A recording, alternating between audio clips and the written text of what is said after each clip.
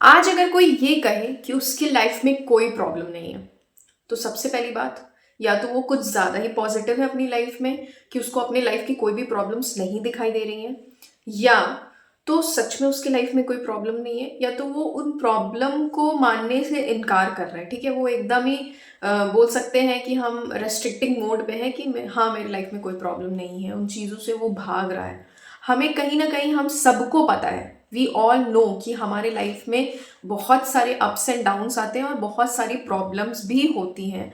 तो शायद आज इस टॉपिक पे बात करना बहुत ही ज़्यादा इम्पॉर्टेंट है, क्योंकि इन्हीं प्रॉब्लम्स की वजह से बहुत सारी चीज़ें हैं। हमारे अंदर एंशियसनेस है, हमारे अंदर डिप्रेशन है, हमारे अंदर एनजाइटी है, हमारे अंदर फियर ऑफ फेलियर है। बहुत सारी चीज़ें हमारे दिमाग में चलती रहती हैं और उन्हीं सारी चीज़ों को टैकल करना is one of the way to let our self toward success. ठीक है, तो हमें अपने प्रॉब्लम्स को कैसे पी से पी में बदलना है। पी से पी में बदलना है मतलब प्रॉब्लम्स को प्रोग्रेस में बदलना है। ठीक है, प्रॉब्लम्स को हम प्रोग्रेस में कैसे बदल पाएंगे, तो वही आज हम इस वीडियो में देखने जा रहे हैं। और आप अगर इस चीज़ में ज़रा सा भी इंटरेस्टेड है कि अपने प्रॉब्लम्स को कैसे प्रोग्रेस में बदलना है, तो मेरे वीडियो में एंड तक बने रहिएगा। और एंड तक जाते जाते मैं आपको भरोसा दिलाऊंगी कि ये एक ऐसा टॉपिक आज मैंने लिया है ना जो बहुत लोगों की नीड है। और एंड तक इस वीडियो में जाते जाते आपकी बहुत सारी चीज़ें सॉल्व होने वाली हैं। ये वीडियो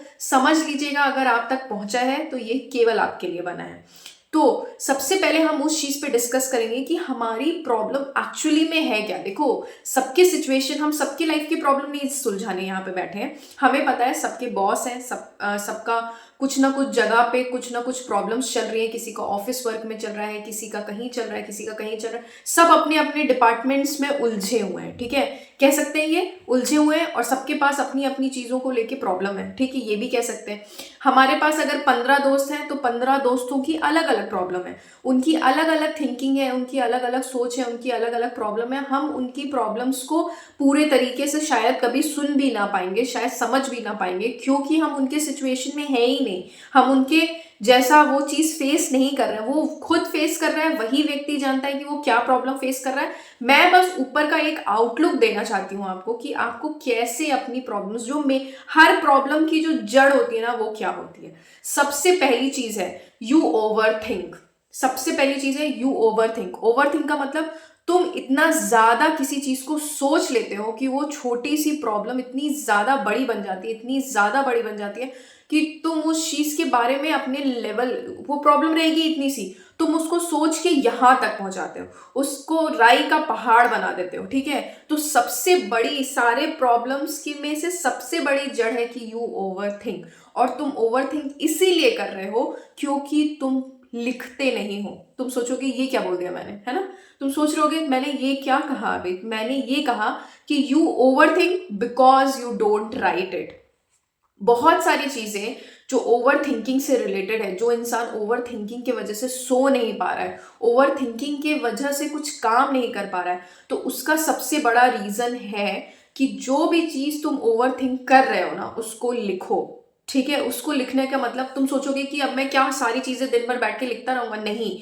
तुम्हें वो चीज फाइंड आउट करनी है कि तुम्हारी जो ओवर थिंकिंग है वो किस वजह से है, क्यों आ रही है वो ओवर थिंकिंग। ठीक है, उसके ओवर थिंकिंग के बहुत सारे रीजन हो सकते हैं। ओवर थिंकिंग का रीजन हो सकता है स्ट्रेस ऑफ योर लाइफ। ठीक है, किसी भी स्ट्रेस से अगर तुम गुजर रहे हो तो वो तुम्हारे ओवर थिंकिंग का कॉज हो सकता है। अगर तुम्हें फियर ऑफ फेलियर है, फियर ऑफ फेलियर का मतलब क्या है।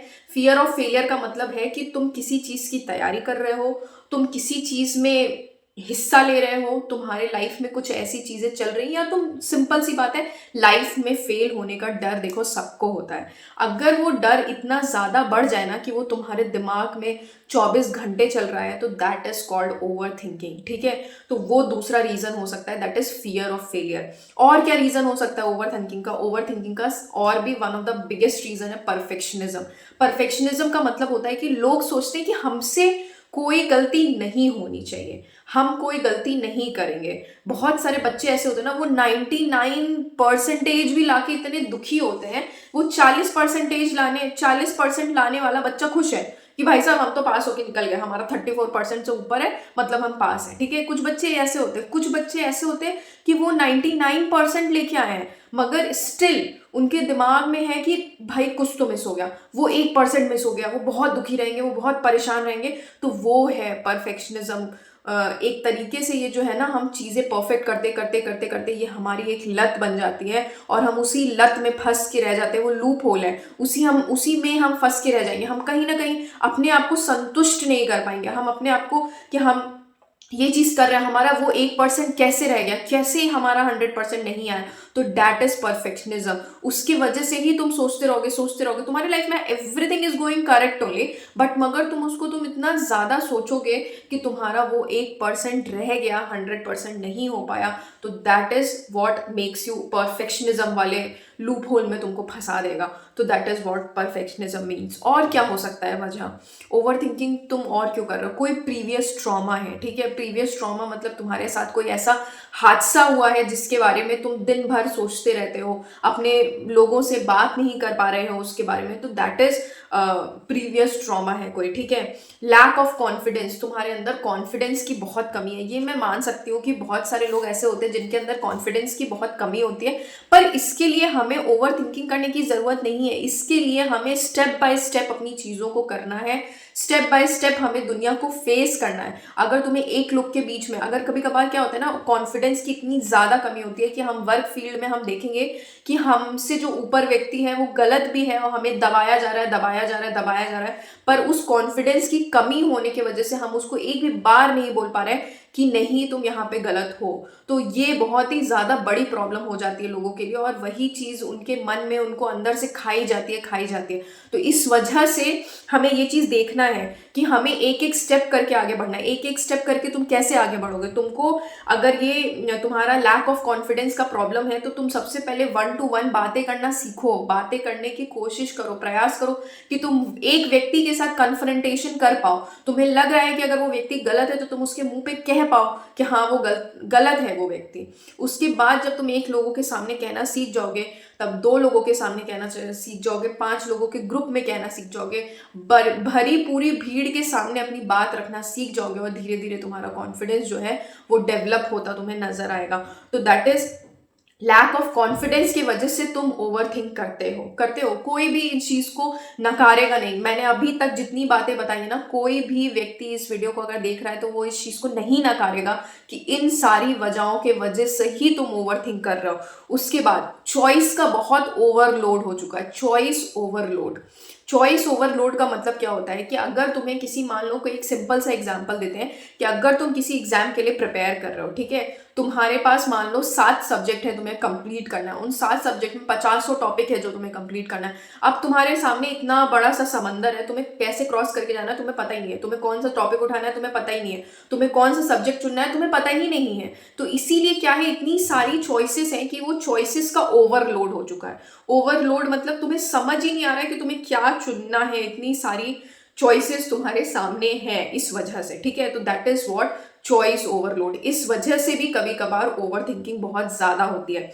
उसके बाद सोशल कंपैरिजन का डर होता है। Social comparison is one of the biggest thing जिसके वजह से ओवर थिंकिंग में आजकल लोग जा रहे हैं। सोशल कंपैरिजन, सोसाइटी हमें कैसे किसके साथ कंपेयर कर रही है, हमें अच्छा माना जा रहा है, हमें बुरा माना जा रहा है, हम ये चीज बोल रहे हैं, इसका इम्पैक्ट क्या पड़ा सोशल लाइफ पे हमारे। अगर हम कुछ बुरा बोले तो उसका इम्पैक्ट क्या पड़ा, जिसकी वजह से हमारी फैमिली परेशान है, कुछ अच्छा हुआ तो हमारी फैमिली खुश है। तो ये सारा चीजें जो है ना, सोशल कंपैरिजन का हमें बहुत ज्यादा डर होता है, और उसके वजह से हम ओवर थिंकिंग करते हैं। और कभी कभार हमारी मेंटल हेल्थ भी हमारा साथ नहीं देती है।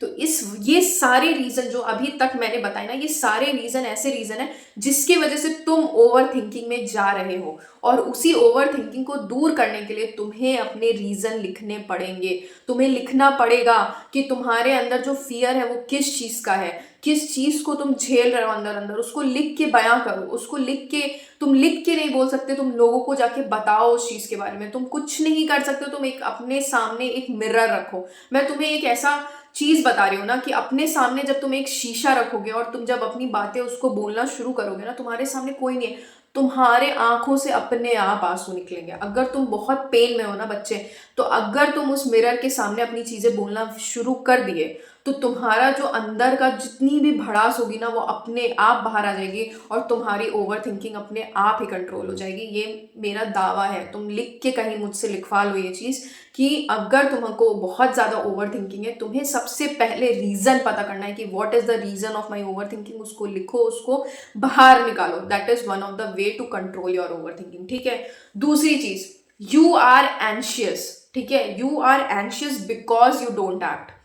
तुम एंजाइटी में हो क्योंकि तुम कर्म ही नहीं कर रहे हो। ठीक है, तुम एंजाइटी में इसीलिए हो क्योंकि तुम कर्म नहीं कर रहे हो। कर्म नहीं कर रहे हो मतलब तुमको कुछ करना है मगर तुम कुछ कर नहीं रहे हो। तुमको एग्जाम की तैयारी करनी है, तुम नहीं कर रहे हो। तुम्हें अपने फ्रेंड से मिलने जाना, तुम उसको फेस नहीं करना चाहते।